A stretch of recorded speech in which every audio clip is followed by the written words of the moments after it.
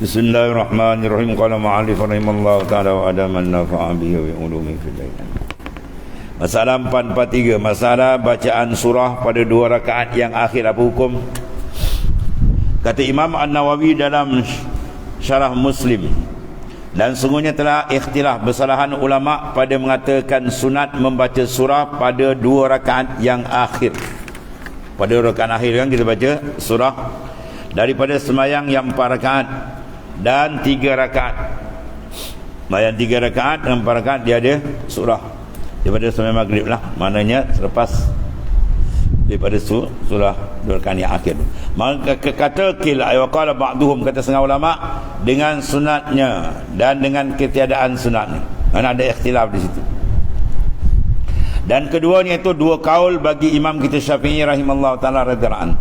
Dan kata Imam Syafi'i radhiyallahu anhu, dan jikalau mendapat oleh orang yang masbuk akan 2 rakaat yang akhir, ya, mendatang ia dengan 2 surah pada 2 yang baki atasnya, supaya tiada sunyi sembahyang daripada surah. Di sembahyang tadi masuk imam rakaat ketiga, jadi tak dapat surah, yang ikut saja. Jadi rakaat ketiga keempat sunat dah baca, sunat. Itu kata Imam Syafi'i, sunat mana kita datangkan balik. Ya, maknanya surah, sebab jangan sunyi sembahyang daripada surah. Guna masalah bacaan surah dan kadar ni pula, sebanyak mana? Kata Imam An-Nawawi, dan ada pun pada kadar bacaan pada segala sembahyang itu, maka itulah sunat bahawa membaca ia pada sembahyang subuh dan zuhur dengan yang panjang, dipanggil tiwalul mufassal, surah-surah yang panjang. Elok subuh baca surah panjang, dan adalah pada waktu subuh itu lebih panjang, dan pada isyak dan asar dengan pertengahan, ya, surah mana ambil surah-surah yang pertengahan. Dan pada maghrib dipanggil kisar mufassal, mana surah yang pendek, kuliah qul huwallah, ayat kontrak ni, surah-surah yang pendek aja, ya. Kemudian kata Imam Nawawi, telah berkata segala ulama, dan bermula hikmah pada memanjangkan subuh dan zuhur, iaitu bahawasanya keduanya di dalam waktu lalai, ya, dengan apa? Tidur pada akhir malam, dan pada waktu tidur tengah hari, maka dipanjangkan kedua-duanya supaya mendapat akan jamaah keduanya oleh orang yang terlewat dengan sebab lalai dan seumpamanya. Jadi maknanya kalau dia baca surah panjang, kalau orang terlewat sikit dapat jugalah dia apa? Join akan jemaah sembahyang tadi. Kalau dia baca inna ataina biru, datang orang bagi salam. Ada hikmah sajalah, ya. Dan ada pun bermula asar itu, tiadalah ia seperti demikian, bahkan dikerjakan dia pada waktu penat, ya, itu hikmat semua. Jadi daripada kerja, Nabi kerjakan dengan penat, maka diringankan demikian, baca surah yang pertengahan. Dan maghrib waktunya sempit, ya, sebab maghrib waktu paling sempit. Kalau ikut kaul qadim, ya, kaul jadi Imam Syafi'i, sembahyang qabliyah maghrib dia habis, bukan 7 rakaat dia. Ada jaga dia. Tapi di sini ada 13 masalah yang diraikan oleh mazhab kita, ya, iaitulah kaul qadim, fatwa Imam Syafi'i di Baghdad, ya. Kalau kaul jadi fatwa Imam Syafi'i di Mesir, disebutkan 3 perkara. Di antara ini waktu maghrib, ya. Kalau fatwa Imam Syafi'i di maghrib, kaul qadim, iaitulah selama ada syafa' merah. Itu pun ada lebih kurang apa? 20 minit kan, 30 minit lebih kurang tu. Mana waktu yang paling pendek waktu maghrib, kena jaga tu. Maka di sini pakai kaul qadim. Biasanya kita pakai, kalau bertembur ni pakai kaul jadid, dia fatwa baru. Bukan ikut fatwa baru sini, amat ringkas sembahyang maghrib. Dan maghrib itu waktunya sempit, maka berhajat kepada lebih meringankan dan mencepatkan, ya, kerana demikian itu, dan berhajat kepada makan malam bagi orang-orang yang puasa, ya. Bila puasa kan dah makan lagi kan, jadi waktu pendek abah baca yang pendek je lah, ya. Dan orang-orang yang tamuan. Dan bermula waktu isyak ialah pada waktu yang sangat mau tidur dan mengantuk, dan tetapi waktunya luas. Maka serupalah ia dengan asar tadi, wallahu alam. Jadi makna baca yang pertengahan. Yang tutup panjang tadi waktu apa? iaitu waktu subuh. Kemudian babu maja'a fil qiraati fil maghrib. Datang menyatakan bacaan imam pada sembahyang maghrib. Dan ketahui kiranya saudaraku adalah sembahyang maghrib itu sunat bagi imam membaca surah yang pendek-pendek. Kemudian daripada Fatihahnya, sebagaimana tersebut dalam masalah 4 yang lepas 4. Dan adalah pula Nabi SAW sembahyang maghrib dengan membaca surah yang panjang. Ada ketika juga seperti dikeluarkan oleh Imam Tirmizi dengan bunyi daripada hadisnya ialah anak ibn Abbas an ummihi Ummul Fadl qalat kharaja ilaina Rasulullah sallallahu alaihi wasallam wa huwa asibun ra'sahu bi maradih fa shallal maghrib ya faqara'a bil mursalat fama sallaha ba'da hatta laqiyallahu hasan sahih. Diriwayatkan daripada Abdullah Ibn Abbas radhiyallahu yang ia mengambil daripada ibunya yang bergelar dengan Ummul Fadl dan nama batang tubuhnya ialah Lubabah binti Al-Haris yang menjadi isteri kepada Al-Abbas, lagi saudara perempuan kepada Maimunah, isteri kepada baginda Rasulullah SAW. Dan katanya terkeluar kepada kami yang berhimpun di dalam rumahnya sallallahu alaihi wasallam oleh Nabi sallallahu alaihi wasallam, padahal berbalut kepada baginda Islam yang sakit, ya pening tadi dalam masa sakitnya. Maka keluar itu ialah supaya sembahyang ia dengan orang-orang yang hadir di dalam rumah baginda sallallahu alaihi wasallam. Maka sembahyang ia sallallahu alaihi wasallam berjamaah dengan orang-orang yang hadir akan sembahyang maghrib, hal keadaannya ia menjadi imam. Maka membaca ia sallallahu alaihi wasallam akan surah wal mursalat hingga akhir. Mana panjang juga lah kan. Maka tiada sembahyang ia akan satu sembahyang yang aku dengar akan dia. Kemudian daripada itu hinggalah berjumpa ia akan Allah SWT hingga wafat baginda sallallahu alaihi wasallam. Ya, sekali mana adalah lebih buat benda. Habis. Kemudian kata Abu Isa At-Tirmizi dan bermula hadis Ummul Fadl ini adalah hadis yang hasan lagi sahih, mana sahih tidak. Dan sesungguhnya diriwayatkan daripada Nabi SAW bahawa saya membaca ia pada sembahyang maghrib dengan surah Al-A'raf. Ada juga dan pada rakaat kedua. Dan diriwayatkan daripada Nabi SAW bahawa membaca ia pada sembahyang maghrib dengan surah Tur. Dan diriwayatkan dari Sayyidina Umar bin Al-Khattab radhiyallahu anhu bahawasanya menyurat ia kepada itulah Abi Musa Al-Asy'ari, hendaklah ia baca pada sembahyang maghrib dengan yang pendek daripada surah yang mufassal.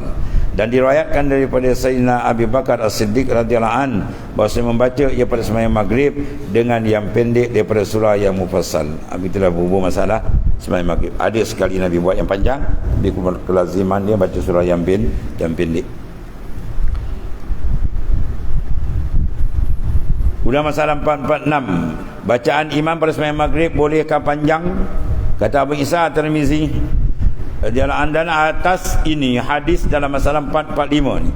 Dengan dialah berkata Ibnul Mubarak Sultanul Muhaddisin, ya terkenal dengan Amirul Mukminin fil hadis, kan?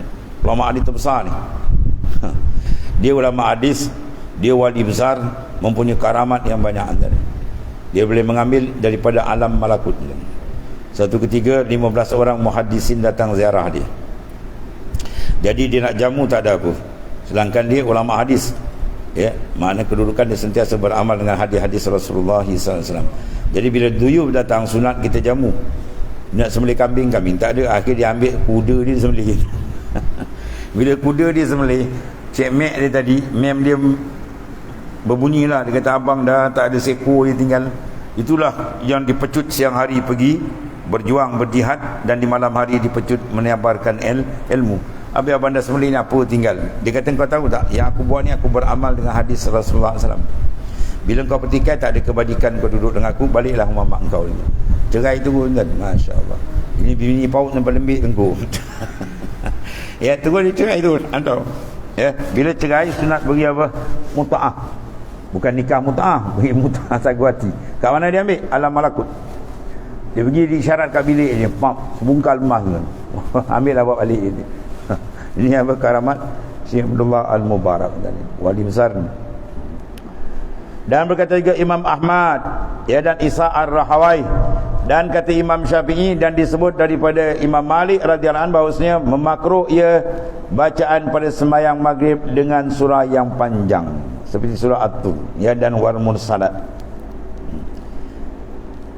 Jadi masalah hadis ni tuan-tuan ni, ya, satu sahih sanad, yang kedua memahami pun kena sahih. Ada masalah ni. Banyak dia orang kadang dia apa sahih tak? Sahih. Hadis sahih tapi dia faham tak sahih. Itu masalah juga. Ya, dia memahami tak sahih sebagaimana yang dipaham oleh ulama muktabar yang dikenaki oleh Rasulullah SAW. Itu masalah ni. Terutama golongan apa? Pak Wahab. Tu Wahabi. Dia Wahabi ni kaedah besar yang tak dipakai oleh segala ulama. At-tarku yaqtadi tahrim. Tu dipegang. Kita tak pakai tu. At-tark mana Nabi tak buat haram. Tak buat haram. Wah, berat kerja. Ya. Dan tiada aku makruhkan dengan membaca surah yang panjang. Ya. Kerana ada perbuatan Nabi SAW. Bahkan aku sukakan bahawa dibaca dengan surah yang panjang pada sembahyang maghrib. Ada setengah ulama. Jadi ada khilaf ulama. Kadang-kadang benda tu kata makruh, tapi Nabi buat sekali, itu bagi Nabi tak ada makruh. Itu dibayani jawaz sebenarnya. Ya. Nak menyatakan benda tu boleh. Itu saja. Jadi ulama tatbik hukum dia tengok, dia kaji balik. Berapa ribu hadis kan, itu kerja dia orang lah. Ya.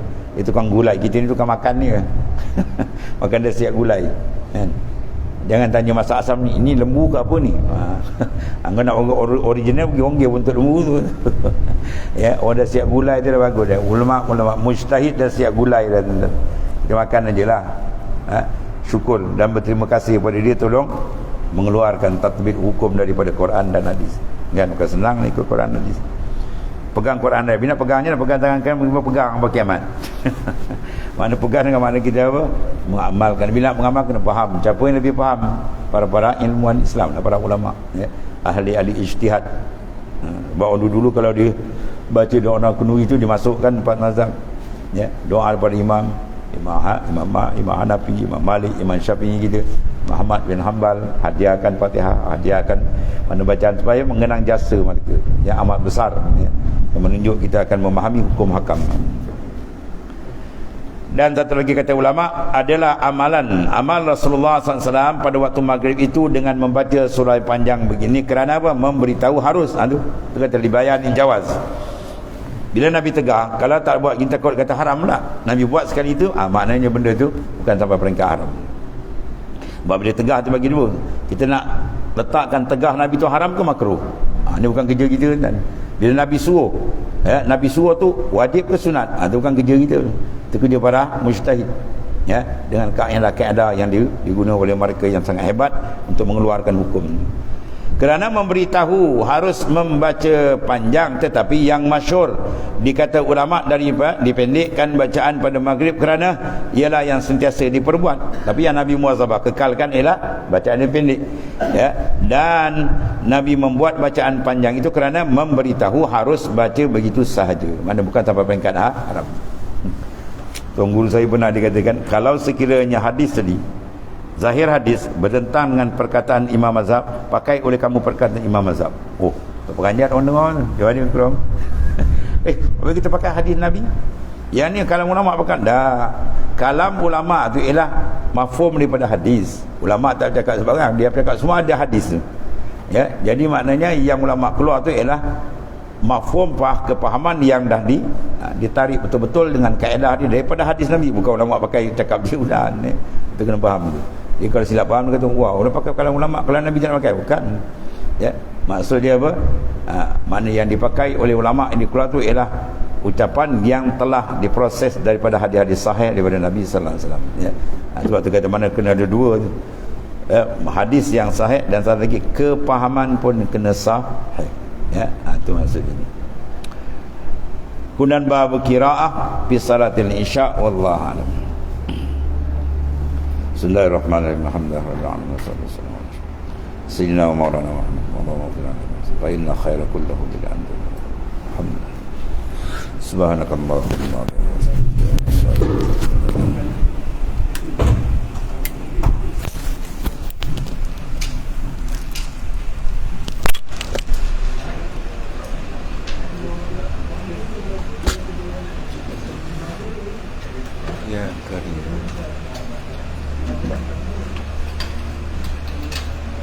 Terima kasih.